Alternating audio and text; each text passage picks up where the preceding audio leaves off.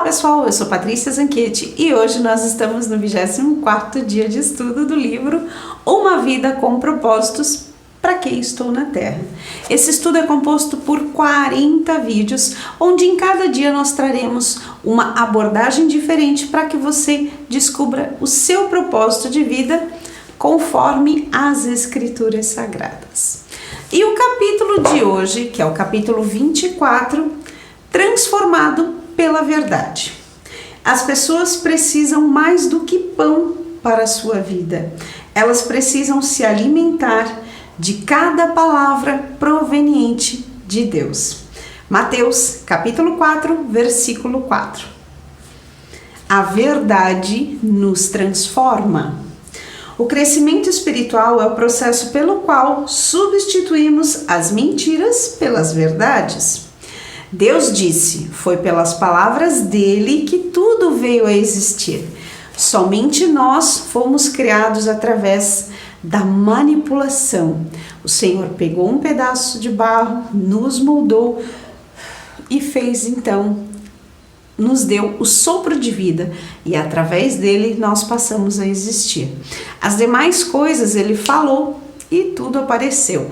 Haja luz, haja o firmamento, haja os grandes lumiares, o sol para governar o dia, a lua para governar a noite. Ele falou e pum, apareceu magicamente. Conosco foi diferente. Ele nos fez, nos moldando. Olha a dica. Nos moldando e então nos deu o sopro de vida.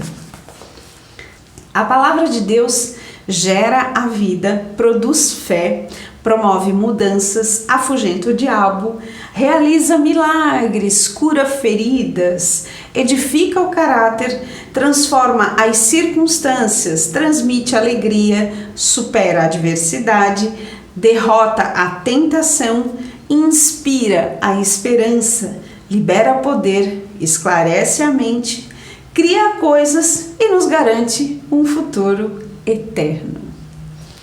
A palavra de Deus é o alimento espiritual do qual você deve se alimentar para cumprir o seu propósito. Para que você possa viver aquilo que o Senhor tem planejado, você precisa saber aquilo que Ele espera de você e quais foram os exemplos e os modelos deixados por Ele através da sua palavra, para que a gente pudesse aprender e então nos ajustarmos. Permanecendo na palavra de Deus. Existem mais Bíblias impressas hoje em dia do que jamais houve no passado, mas de nada vale uma Bíblia guardada na estante.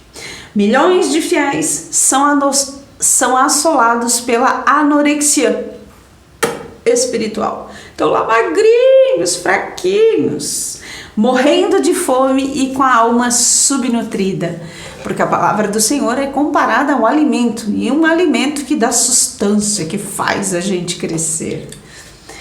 Para se tornar um saudável discípulo de Jesus, alimentar-se da palavra de Deus deve ser a sua primeira prioridade. Jesus chama isso de permanecer. Ele disse, se vocês permanecerem na minha palavra, então são verdadeiramente meus discípulos. João capítulo 8, versículo 31. Na vida cotidiana, permanecer na palavra de Deus inclui 3 atitudes.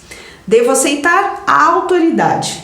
Muitos de nossos problemas ocorrem porque baseamos nossas escolhas em critérios duvidosos. Cultura, todos estão fazendo isso. Tradição, sempre fizemos assim. Razão, isso parece lógico. Emoção, pareceu-me a coisa certa a fazer. Todos esses critérios foram corrompidos pela entrada do pecado no mundo. O que precisamos é de um critério perfeito, que jamais nos aponte à direção errada. Somente a palavra de Deus supre essa necessidade. E Paulo explica que tudo nas Escrituras é palavra de Deus e tudo nela é útil para ensinar e ajudar as pessoas e a corrigi-las no modo de como viver. Isso está escrito em 2 Timóteo, capítulo 3, versículo 16. A decisão mais importante que você pode tomar hoje é estabelecer o que exercerá a autoridade máxima sobre a sua vida. Decida que, independentemente de cultura, tradição, razão ou emoção, você escolhe a Bíblia como autoridade definitiva para a sua vida. Estabeleça que antes de tomar qualquer decisão, você perguntará: o que a Bíblia diz a respeito? Você confiará em sua palavra e seguirá em frente. Quer a ordem faça sentido para você, quer não, independente da sua vontade. E isso é muito interessante porque muitas vezes a gente passa por situações que na hora a gente não consegue compreender a razão de tudo aquilo. Mas lá na frente a gente vai entender, poxa, já era Deus trabalhando na minha vida e eu não tinha percebido antes.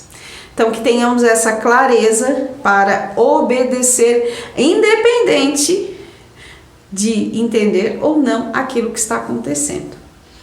Devo assimilar a sua verdade. Não basta acreditar na Bíblia. Devemos impregnar nossa mente com seus ensinamentos, de forma que o Espírito Santo possa nos transformar pela verdade. Existem 5 maneiras de fazer isso: receber, ler, pesquisar, memorizar e refletir sobre ela. Primeira, você recebe a palavra de Deus quando ouve e a aceita sem reservas. Assim como na parábola do semeador, que Jesus fala que a semente foi colocada em vários tipos de solo e cada uma produziu um resultado diferente. Por exemplo, no caso da semente jogada à beira do caminho, a mente estava fechada. Na semente que foi jogada em solo pedregoso, a mente era superficial. E aquela que caiu entre os espinhos tinha uma mente distraída. Em seguida adverte: considerem atentamente como vocês estão ouvindo. Às vezes a gente vai para a igreja e volta: mas o culto hoje não foi legal. Não. Primeiro lugar, o culto não é para você, certo? Segundo lugar, a gente precisa estar aberto de corpo presente e alma no ambiente. Não basta estar ali: eu não fiz tal coisa, eu esqueci a roupa na máquina. Não vai fluir. Então a gente precisa estar atentos para receber aquilo que o Senhor tem para nós.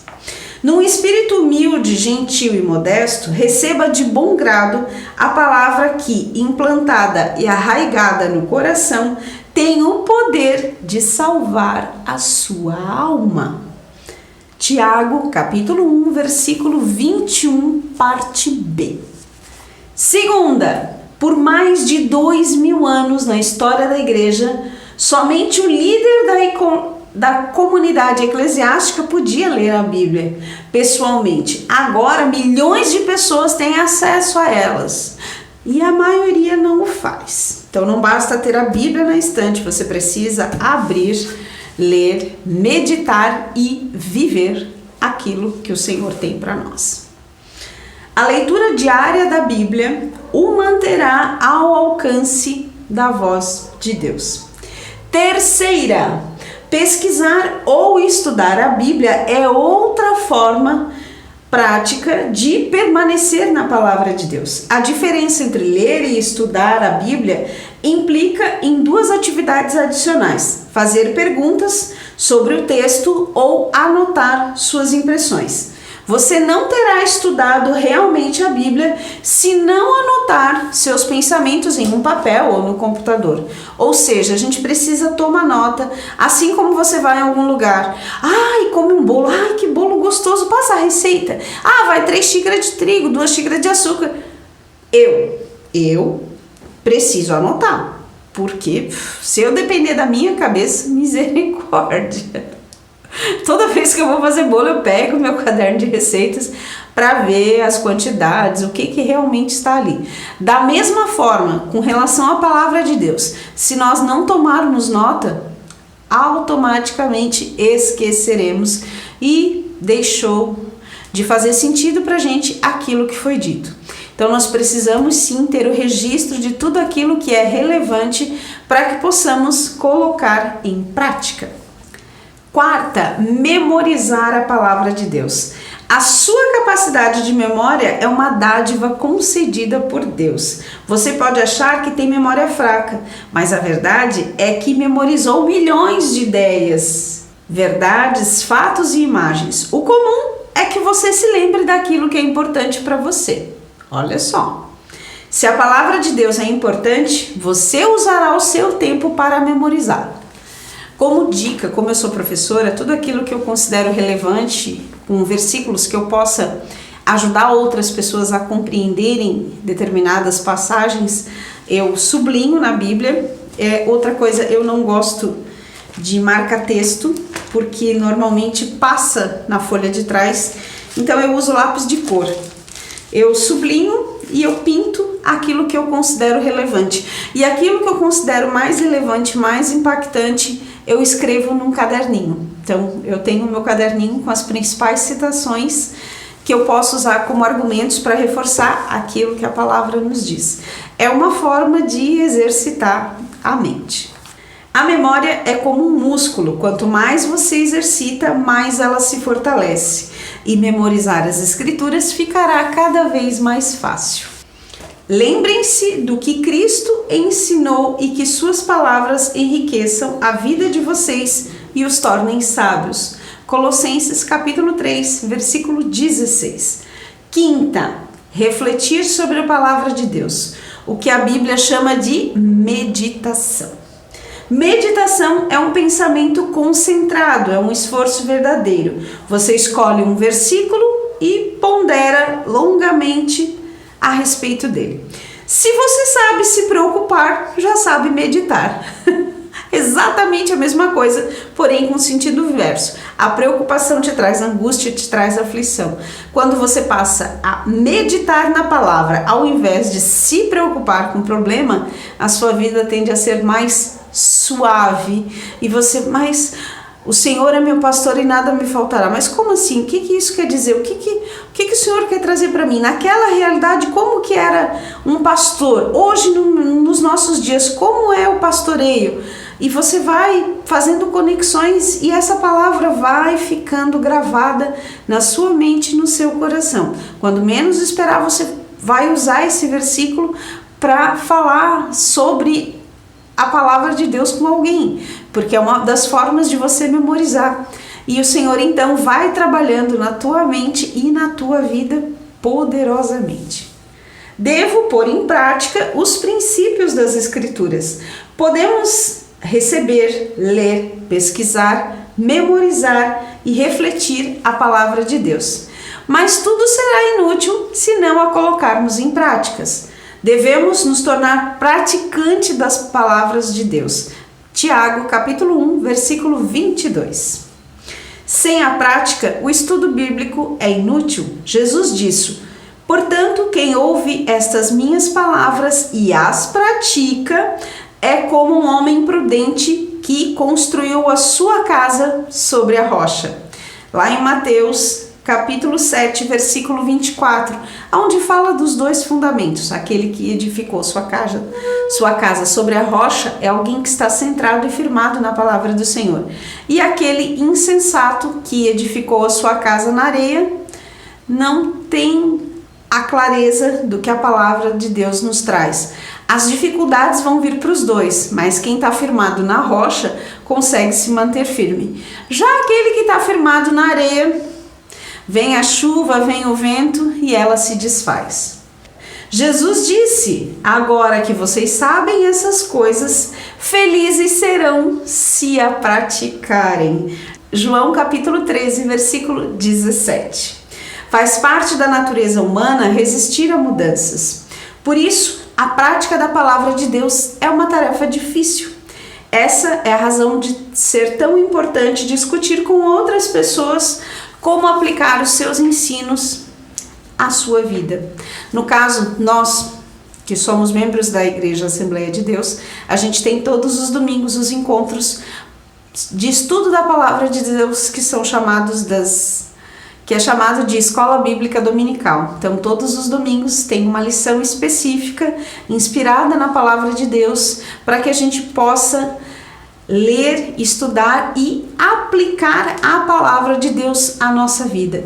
Isso é transformador. A partir do momento que você passa a frequentar a Escola Bíblica Dominical, que você se concentra nas leituras e começa a aplicar esse ensino para a sua vida, é transformador. Que você possa fazer uso desse instrumento, independente da igreja que frequente, mas que você possa realmente criar o hábito de ler e exercitar a palavra do Senhor.